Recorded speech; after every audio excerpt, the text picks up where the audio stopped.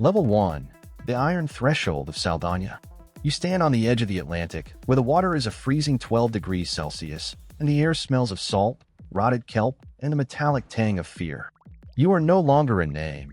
You are a number stenciled onto a white vest. The instructors scream in Afrikaans, their voices cutting through the rhythmic thud of waves against the jagged rocks. You're carrying a 30-kilogram sandbag above your head, your deltoids screaming as the sand leaks into your eyes and mouth.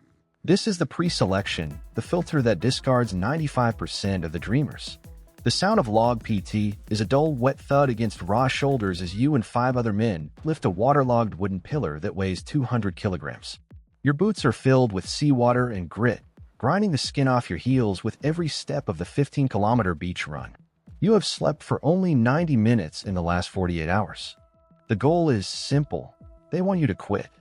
They want you to ring the bell and go back to a comfortable, mediocre life. But as the sun rises over the horizon, casting a blood-red light on your trembling hands, you realize that the pain is the only thing making you feel alive. Level 2. The Abyss of the Dark Water.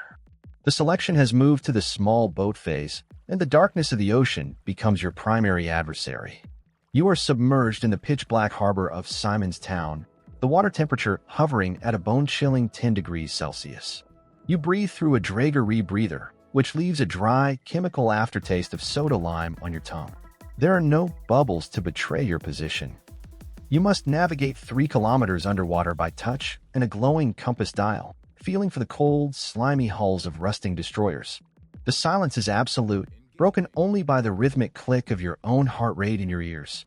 Above you, instructors drop small, explosive scare charges into the water. The pressure waves hit your chest like a sledgehammer, rattling your teeth. You learn to attach a 5-kilogram limpet mine to a target while your fingers are so numb they feel like wooden blocks. If you lose your buddy line in this void, you are gone. The cold isn't just a physical state. It is a psychological weight that tries to crush your lungs. You emerge from the surf like a ghost, shivering uncontrollably, knowing that you have mastered the art of the invisible approach. Level 3. The Ghost of the Green Inferno. You are dropped into the heart of the bushveld, where the temperature soars to 42 degrees Celsius by noon. The scent of wild sage and sunbaked dust fills your nostrils as you begin the tracking phase. You are the predator now. You spend 14 days trailing a simulated enemy through terrain that wants to kill you. You learn to read the spoor, a single broken blade of grass, a pebble turned damp side up, or the agitated chatter of a gray go-away bird that signals a human presence 200 meters ahead. Your diet consists of whatever the land provides: raw roots, insects, and a meager ration of dried meat. You learn to move in total silence, stepping only on rocks or hard earth to leave no trace. Thorns from the wait-a-bit bushes tear at your camouflage uniform and your skin, leaving jagged red lines that never quite heal. At night, the temperature drops to 5 degrees Celsius, and you shiver in a shallow hole you dug with your hands, listening to the distant cough of a leopard. You are learning the most important lesson of the Reckies. The bush is not your enemy, it is your camouflage. You become a shadow that the sun cannot find. Level 4. The Vertical Void. The roar of the C-130 Hercules transport plane is a deafening, mechanical scream that vibrates through your marrow. You are at 12,000 feet, hooked into a static line, waiting for the green light. The cabin smells of aviation fuel, hydraulic fluid, and the sharp ozone of high-altitude air. When you hit the slipstream, the world becomes a chaotic blur of gray and blue, the wind hitting your face at 200 kilometers per hour. You transition into the halo, high-altitude, low-opening, discipline. Falling through the thin air, you check your altimeter as the ground rushes up to meet you. You are carrying a 65-kilogram rucksack strapped to your legs, containing a suppressed R5 rifle, explosives, and a high-frequency radio. The parachute opens with a violent, spine-cracking jerk. You steer the black canopy toward a tiny infrared strobe light hidden in a forest clearing. The landing is a brutal impact that rattles your skeleton, followed by the frantic 30-second drill of stashing your silk and disappearing into the undergrowth.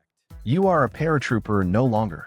You are a strategic asset falling from the stars to strike at the heart of the enemy's logistics. Level 5. The Architect of Sabotage.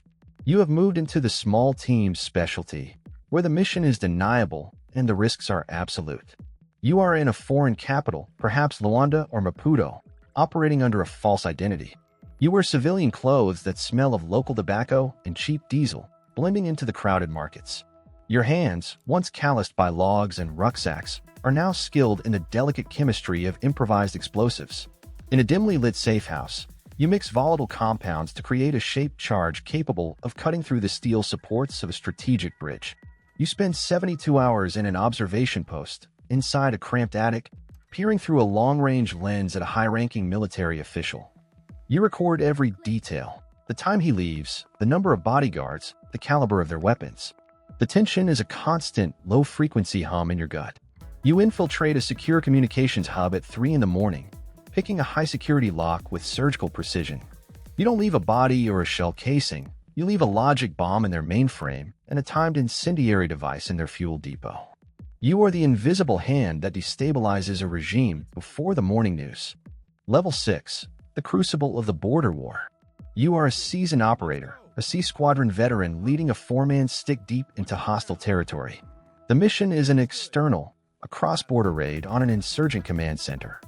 You have been walking for 60 kilometers through the dense scrub, your water bottles nearly empty, your eyes stinging from the relentless dust. You find the target, a cluster of camouflage tents guarded by 40 men. You don't call for an airstrike, you handle it yourself. You set the ambush with terrifying efficiency. The air explodes with the smell of cordite and the deafening roar of light machine guns. You move through the camp in a low crouch, your 5 rifles spitting short, controlled bursts. The world narrows down to your front side post and the heat coming off your barrel. You clear the bunkers with white phosphorus grenades, the blinding light illuminating the terror of the enemy. In 6 minutes, it is over. You gather intelligence documents, booby-trap the remaining equipment, and vanish back into the trees as the first enemy reinforcement arrive. The extraction is a hot pickup by a Puma helicopter, the door gunner providing a wall of lead as you winch up into the vibrating belly of the machine, the iron smell of blood on your hands. Level 7. The Shadow Commander. The days of carrying a rucksack are behind you, but the weight on your shoulders has only increased. You sit in a secure room at the Special Forces headquarters in Pretoria, surrounded by glowing screens and topographical maps. You are the master strategist. You design the operations that will be carried out by men who look like the younger version of yourself. You calculate the orbital paths of satellites, the shifting political alliances in the Horn of Africa, and the exact gram count of explosives needed to destroy a radar installation without killing civilians. You speak a language of asymmetric warfare and deniable kinetic actions. The scent of the bush has been replaced by the sterile smell of air conditioning and floor wax. You carry the secrets of a nation in an encrypted briefcase. You must decide which men live and which missions are too risky to attempt. Your eyes are perpetually tired, etched with the lines of 1,000 sleepless nights spent monitoring radio traffic from teams behind enemy lines. You are the brain of the serpent, directing the strike from the safety of the dark, knowing that a single error in your planning will result in a body bag and a diplomatic nightmare. Level 8. The Silent Legend of the Corps. You are now a retired colonel, a consultant whose name is never mentioned in the press but is spoken with reverence in the mess halls of the Special Forces. You are a living relic of a secret history. Your body is a map of the continent's conflicts, a jagged scar on your thigh from a landmine in Angola, a circular burn on your shoulder from a bullet in Mozambique, and skin that looks like tanned leather from decades under the African sun. You don't wear your medals. They are locked in a wooden box in your study. You spend your afternoons on a porch overlooking the bushveld, the air smelling of dry grass and the coming rain. You listen to the distant sound of the wind, and for a moment, you are back in the surf at Saldana or the long grass of the Caprivi Strip. You have no public recognition, no parades, and no monuments. Your legacy is the absence of disasters that never happened because you were there to stop them. You are the ultimate Recon, a man who has mastered every level of survival and lethality, only to return to the silence from which you came. The cycle is complete, the legend is silent, and the spear is at rest.